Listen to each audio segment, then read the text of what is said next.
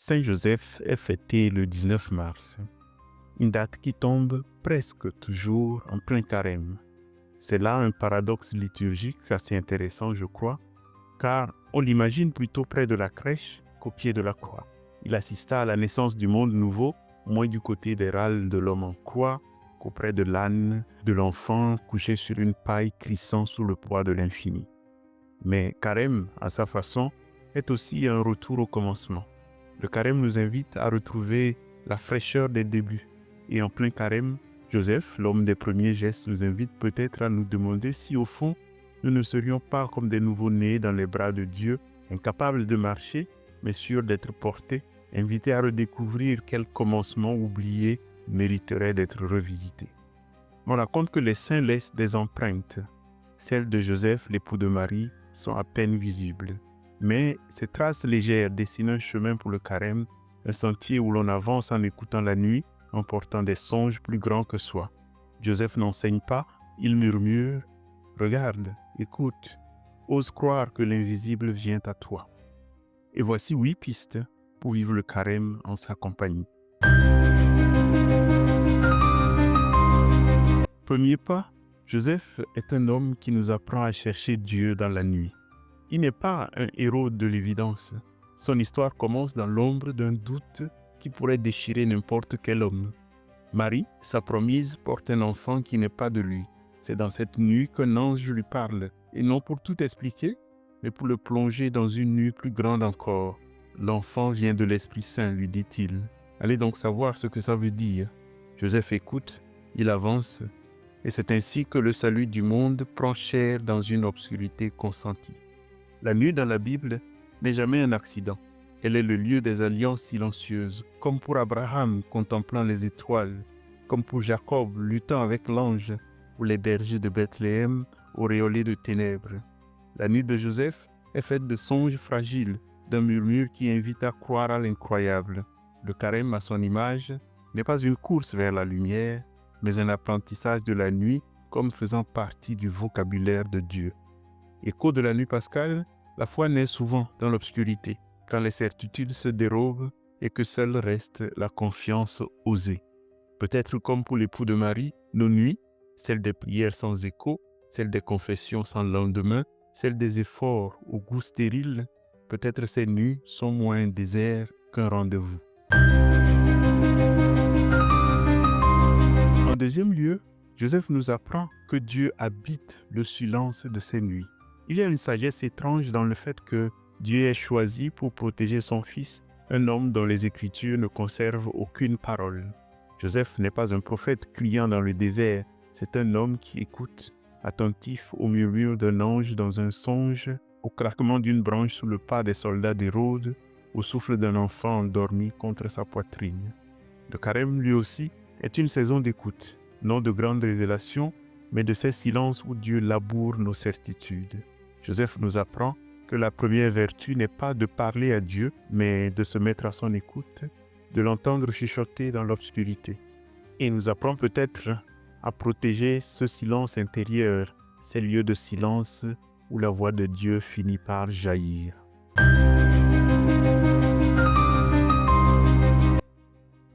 En troisième lieu, Joseph nous apprend aussi que fuir, savoir fuir, c'est l'audace des humbles. Lève-toi, prends l'enfant et sa mère et fuis en Égypte, lui dit l'ange dans le troisième songe. Elle est profondément ancrée en nous l'idée que notre dignité consisterait à gagner tous les combats. En vérité, il y a des combats qu'il faut savoir abandonner. À un moment critique dans son histoire, Joseph s'enfuit. Parfois, le combat le plus courageux est de quitter le champ de bataille. Et Joseph ne fuit pas par peur, mais pour préserver ce qui est sacré. L'enfant, la promesse, l'avenir. Le carême est peut-être aussi le lieu de cet exil. Par exemple, quand il s'agit de fuir une addiction. Et Joseph ne s'enfuit pas vers l'Égypte comme si l'Égypte serait ruisselant de lait et de miel. Non, il n'a pas choisi l'Égypte, il a choisi de faire confiance. Et c'est là le secret. La vraie liberté n'est pas de tout affronter, mais de savoir ce qui mérite d'être sauvé. Peut-être une question au cours de ce carême pourrait être la suivante. Quel exil devons-nous traverser pour que renaisse ce qui en nous mérite de vivre? En quatrième position, Joseph nous apprend aussi à rêver avec Dieu. Comme il avait formé ce projet, voici que l'ange du Seigneur lui apparut en songe et lui dit « Joseph, fils de David, ne crains pas de prendre chez toi Marie, ton épouse. » Matthieu 1, verset 20. Le meilleur que le Nouveau Testament dit de Joseph, c'est qu'il était un rêveur. Mais ses rêves ne sont pas des escapades mystiques. Rien de spectaculaire qui ressemble aux visions de Daniel ou d'Ézéchiel, car on l'a dit, il n'est pas un prophète. Ses rêves ne sont pas des prophéties. Ce sont des cartes tracées dans l'urgence. Un ange lui ordonne de fuir, un autre de revenir. Il doit décider vite pour éviter la catastrophe. Parfois aussi, pour ne pas rater une chance. Les rêves de Joseph, c'est Dieu venant rêver pour lui. Dieu venant rêver dans ses rêves. Les songes de Joseph sont des fenêtres. À travers eux, Dieu lui montre un horizon plus vaste, un enfant sauveur, un exil fécond, un retour inattendu à Nazareth. Nos rêves, souvent, sont trop petits et truqués. Et si le carême était l'occasion d'accueillir un rêve plus grand, celui d'une vie donnée, un appel à regarder au-delà de soi, de laisser entrer l'infini. Le cinquième cadeau que Joseph pourrait nous faire, c'est celui du travail. De savoir travailler ou d'apprendre à travailler comme une hymne à la gloire de Dieu. Joseph façonne le bois. Il est souvent représenté comme un fabricant de meubles modestes, des tables, des portes. Son travail est un poème silencieux. L'offertoire de la liturgie romaine est très éloquente à ce sujet. Dans le pain levé vers le ciel, nous n'offrons pas seulement le fruit de la terre, mais aussi le fruit du travail des hommes. Nous ne venons pas simplement rendre à Dieu ce qu'il nous a donné, mais le poème que nous avons fait avec ce qu'il nous a donné. Et loin derrière, Joseph, patron des travailleurs, nous murmure à l'oreille « Sanctifie tes mains.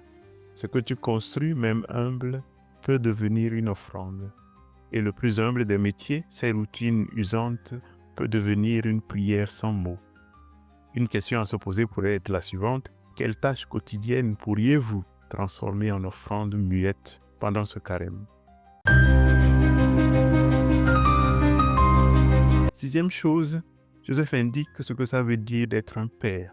Pourquoi me cherchiez-vous? Ne saviez-vous pas que je dois être chez mon père? Lui demande Jésus dans Luc chapitre 2 verset 49. Joseph transmet à Jésus une lignée royale, mais il ne revendique pas ce sang.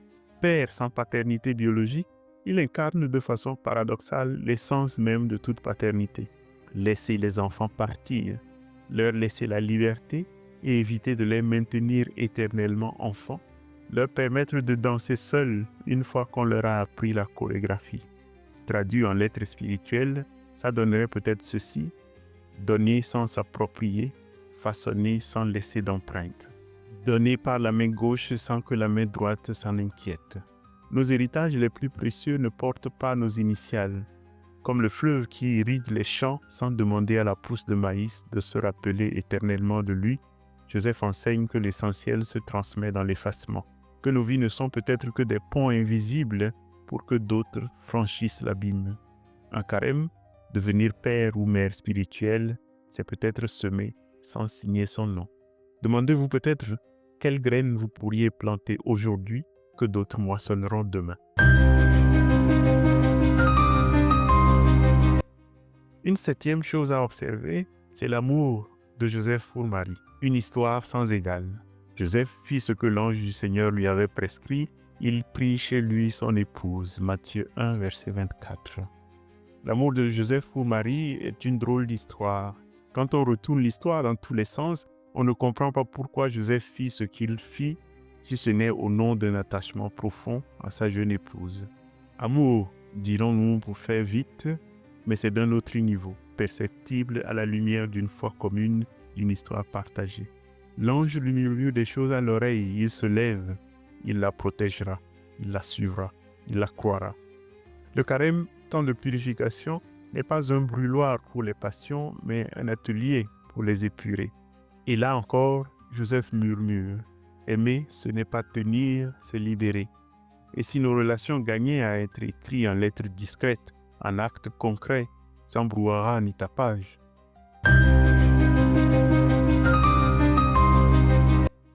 En dernier lieu, il faut contempler Joseph dans son effacement ultime. Joseph disparaît des évangiles après les récits de l'enfance. Pas de testament, pas de dernière parole, pas d'adieu clinquant. Il s'efface comme l'aube cède au jour. C'est un Jean-Baptiste à sa façon. Diminuer pour que l'autre grandisse. Savoir s'effacer, c'est peut-être la plus haute forme d'amour. Le carême nous enseigne cet effacement salutaire. Quand tu fais l'aumône, dit Jésus, ne fais pas tapage. Quand tu pries, ne fais pas m'as-tu vu. Quand tu jeûnes, ne fais pas ton calimero. S'effacer. Et s'effacer, ce n'est pas se nier, mais faire de la place pour Dieu, pour l'autre, pour la grâce qui surgit quand nous cessons de nous croire indispensables. Le carême est un pèlerinage dans la nuit vers des terres promises que nous ignorons. Joseph meurt sans voir la résurrection. Il marche vers Nazareth, puis vers la mort sans connaître la fin de l'histoire. Le carême est ce chemin vers une Pâque qu'on pressent mais qu'on n'embrasse pas encore.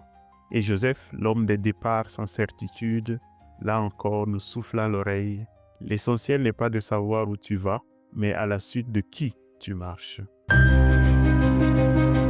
pour conclure, Joseph n'est pas que le compagnon des bergers et des mages qui chantent la joie de Noël.